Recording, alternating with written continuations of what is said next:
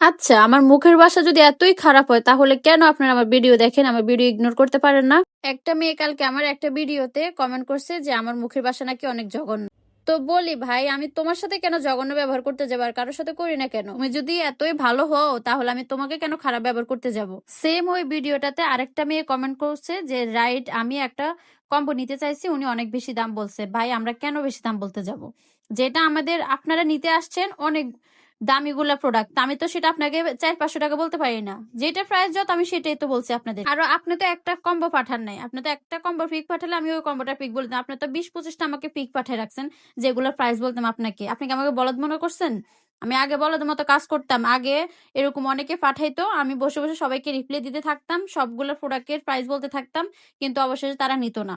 এরকম আমি এখন আর করি না। আমি তাই আপনাদেরকে জিজ্ঞেস করে নিই। ফার্স্ট এ জিজ্ঞেস করি যে, "আপু কিছু টাকা অগ্রিম পেমেন্ট করেন।" আপনারা যারা করতে পারেন তাদেরকে আমি বসে, বসে রিপ্লাই দিই। আর যারা করেন না তাদেরকে আমি রিপ্লাই দিই না। এখন যে প্যাকিংটা আমি করতেছি, এই আপু ফার্স্ট আমাকে ৳৯,০০০ অগ্রিম পেমেন্ট করে দিছে। উনি টাকা পাঠানোর ৪ দিন পর উনার পার্সেল আমি দিছি। উনি অনেক ভালো মানুষ। তাই উনি কিছু বলে নাই। অনেকে ৳১৫০ পাঠায় মানি উড়ে দুড়ে এত কল দিতে থাকে, উনার টাকা আমি মেরে দিছি নাকি? আরে ভাই একটু সময় দিতে হয়। এই যে আপুটা এতগুলা কম্বো নিছে, এগুলো আমাদের কাছে ছিল না সবকিছু।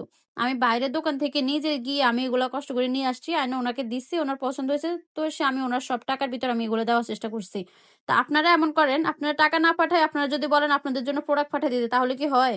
তারপরে আরেকটা মেয়ে কমেন্ট করছে যে, "আগে তোমার ব্যবহার ঠিক করো, পরে মানুষ তোমার সাথে ভালো ব্যবহার করবে।"